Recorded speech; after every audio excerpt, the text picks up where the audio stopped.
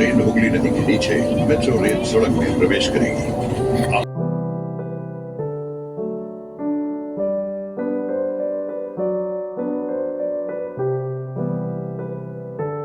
Hello সবাইকে, কেমন আছে সবাই? আশা করছি সবাই খুব ভালো আছে আর ঈশ্বরের কৃপায় আমরাও ভালো আছি।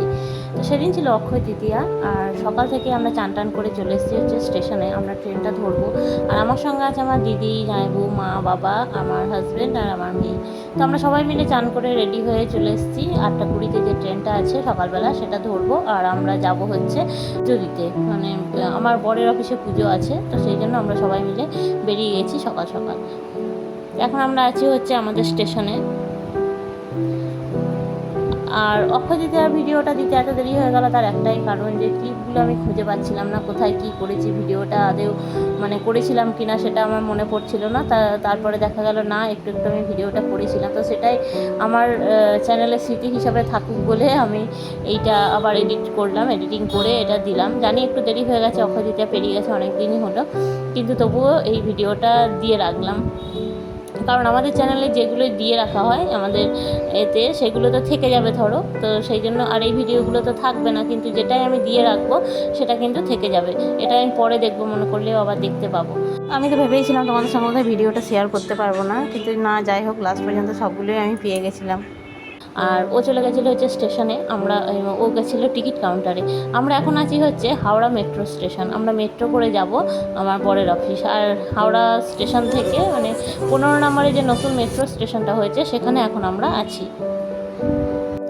আর এখানে ব্যাগ দেওয়ার ব্যাপার ছিল, ব্যাগগুলো ওখানে দিয়ে চেক করে তারপর ওইদিকে আবার দিয়ে দিত, কিন্তু যেহেতু আমাদের কাছে পুজোর জিনিসপত্র ছিল, ঠাকুর ছিল, লক্ষ্মী গণেশের মূর্তি ছিল, তো সেই জন্য আমরা ব্যাগটা দিতে চাইনি, ওদেরকে বলাতে ওরা ছেড়ে দিয়েছিল।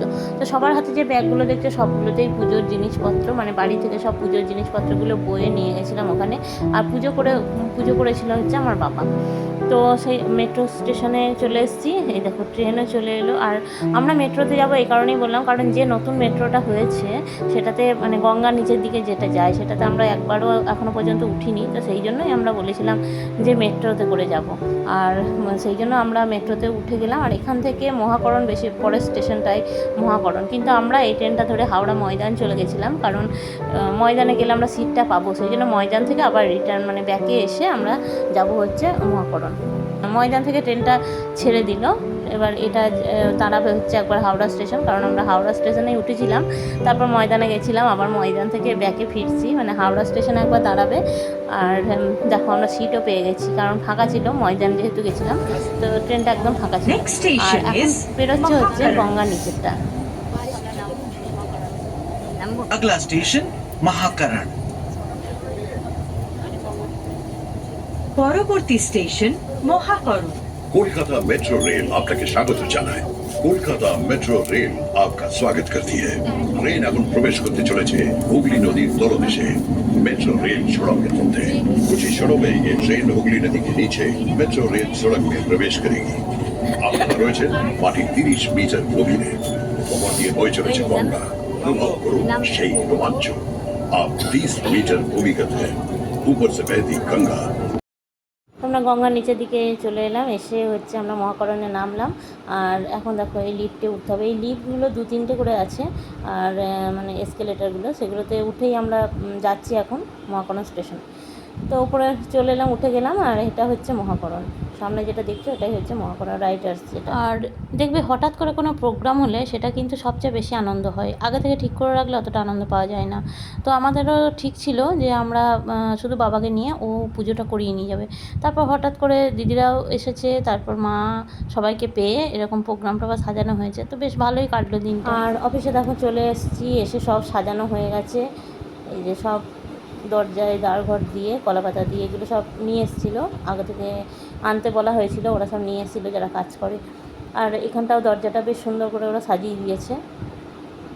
আর মেয়েকে দেখো এসে বসে গেছে সিটে, বাবার সঙ্গে চেয়ারে বসে গেছে। আর এরা এখানে যে প্রসাদ দেওয়ার যে এইগুলো ব্যাপার আছে, তো তার জন্য ওরা এই বক্সগুলো তৈরি করে নিচ্ছে। আর ওইদিকে বাবাও পুজোতে বসে গেছে, মানে এখন জোগাড়জান্তি চলছে। আর মা আর দিদি না এলে আমি বোধহয় কিছু করতে পারতাম না পুজোর জোগাড়জান্তি, কারণ মা খুব ভালোভাবেই জানে কী করতে হয় না করতে হয় পুজোতে। আর বাবা আর ও এলে তো একদমই পারতো না এরকম জোগাড়যন্ত্রী করতে। আমরা প্রথমে ভেবেছিলাম ওটাই যে ওকে আর বাবাকে পাঠিয়ে দেবো। তারপর ঠিক হলো যে সবাই মিলে গিয়ে আমরা অফিসটাও দেখে আসবো আর পুজোটা সবাই মিলে গিয়ে করিয়ে আনবো। আর এখানে বাবা পুজো শুরু করে দিল। লক্ষ্মী গণেশ আর নারায়ণ।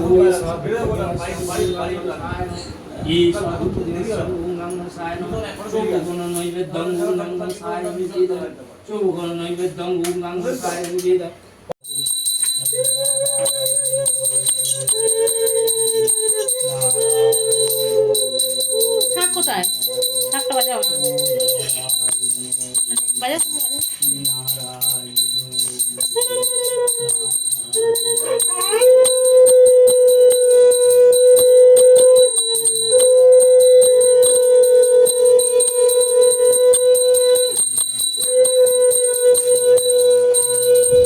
তো পুজো তো শেষ হয়ে গেল, আরতি চলছে, তারপর প্রসাদ টসাদ দিয়ে তারপর আমরা ওখান থেকে চলে এসেছিলাম বাড়ি। আর সকাল থেকে যেহেতু আমরা চলে গেছিলাম, আজকে রান্নাবান্নাও করে আসা হয়নি, আর বাড়ি যেতে আমাদের বিকাল হয়ে গেছিলো। তো সেই জন্য আমরা ওখানেই কিছু খেয়ে নিয়েছিলাম সবাই মিলে। আর গিয়ে মেয়ের একটা নাচ ছিল, নাচের প্রোগ্রাম, তো ভিডিওটা আর কন্টিনিউ করতে পারিনি। আর আমরা ভেবেছিলাম তাড়াতাড়ি পুজো করে নিয়ে এসে বাড়িতে এসে তারপর রান্নাবান্না করে খাওয়া যাবে, কিন্তু না, পুজো হতে এতটাই দেরি হয়ে গেছিলো যে আমাদের সেটা আর হয়নি।